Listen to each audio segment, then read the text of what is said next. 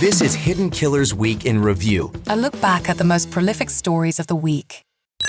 This is the Hidden Killers podcast with Tony Brueski. Featuring defense attorney, Hidden Killers daily contributor, and host of the Defense Diaries podcast, Bob Motta. Are they letting her continue to dig her own grave? You know, is it kind of like a Adelson, where obviously they had to arrest her because she tried to flee the country, but you know, I don't think Jen Soto probably has the means to do so, or maybe the sense to even attempt that. But it seems like, you know, she was talking quite a bit at the beginning. Maybe they're just hoping she talks a little bit more and they have an even stronger case against her. I would have to assume they're keeping a very close eye on her right now. Oh, yeah. There's no doubt about that. I'm sure they have her on overhears and they're tailing her, and yeah. They're definitely doing the same thing that they did in Adelson, you know, just trying to get those conversations where, you know, she's talking. But, you know, now the issue is he's incarcerated, you know, and short of jailhouse confession type stuff or them having conversations over, you know, the phone in the jail, which is always recorded, you know, who is she going to be talking to about it? You know what I mean? Like that's what the issue is. With hoping that she'll talk, you know, with the Adelsons, obviously, you know, that was a family affair. So, you know, and they couldn't help themselves but to talk about it, you know, using just completely ridiculous, you know, kind of code words to substitute for the nefarious nature of what was going on, you know, TV repairman with her, you know, I mean, who's she talking to?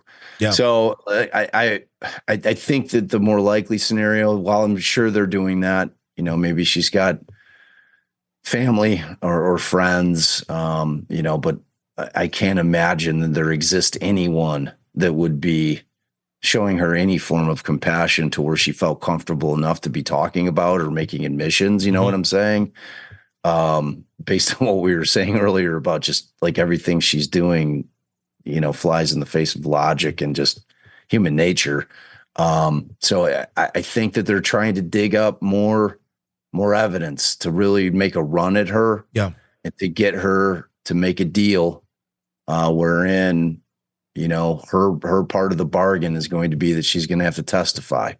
I'm still not completely convinced that it's him. I mean, I'm wondering if it's her. Honestly, if she had a hand in the actual murder. Just speculation. I mean, obviously she's innocent. She's not been charged with anything as of our recording right now.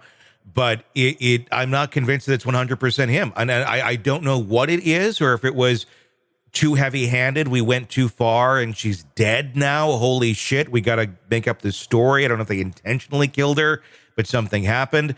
But I don't know that it's 100% him. I feel like this is more of a group effort, as horrible as that sounds. But my guess, and I'm curious to get yours, is something happened. Her 13th birthday was a milestone in her life. They were talking on and on about that.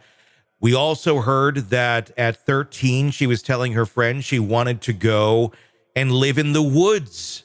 A 13-year-old doesn't go say that unless they're trying to escape something, which she clearly was trying to escape something. We saw the evidence of it. I'm wondering if she had verbally said and stood up for herself, going, I'm not doing this anymore. I am standing up for myself. I'm going to expose this shit. And, well, what are you going to do to stop that?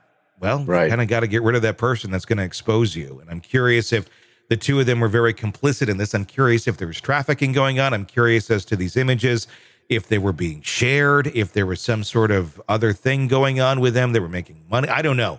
There's a lot that could have been going on there where they were about to be popped on this, and, well, they got rid of her, and they thought their story of, she's missing, somebody took her, which they seem to be very hell-bent on to begin with. It just didn't work out as smoothly as they thought it would.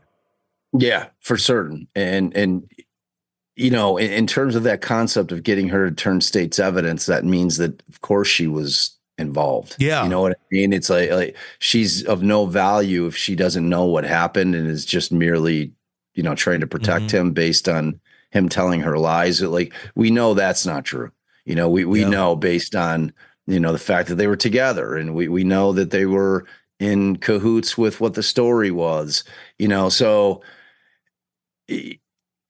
I have a feeling that you're probably dead on in terms of, she was probably ready to make the outcry and, made it be known to them, and that things got ugly quickly in terms of them making some kind of move, because it's either going to go one of two ways. The one thing that I know is that either one or the other did the actual deed. Yeah. You know what I mean? Like, I don't think it would be a situation where they were both simultaneously ending her life, that one or the other did it. And, it's interesting to think, because now he's in custody, he's represented, so it's not like the state can come at him and try to make a run at him without his attorney being present, trying to get him to flip on her.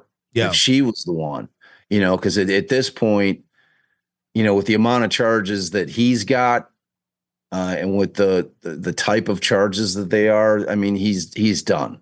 Like he's never walking on it, even if he's not charged with the murder. Yeah. It's a capital offense, and he exactly. could face death for this alone. Exactly.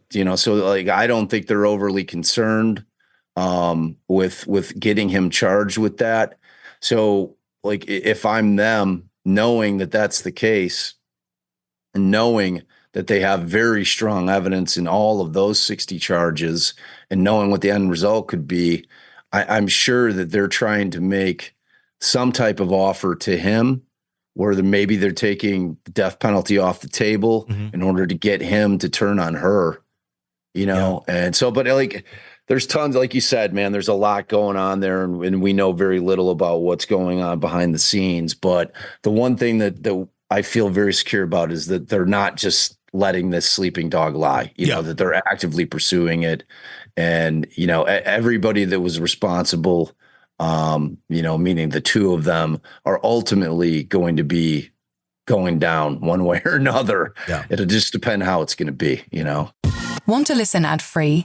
Want advanced access to all of our interviews before anyone else? Become a True Crime Today Premium Plus subscriber on Apple Podcasts. You get every episode commercial-free, so you can binge on true crime until you can binge no more. Search True Crime Today Premium Plus on Apple Podcasts now, or go to our podcast page and sign up now. More of the Hidden Killers podcast next.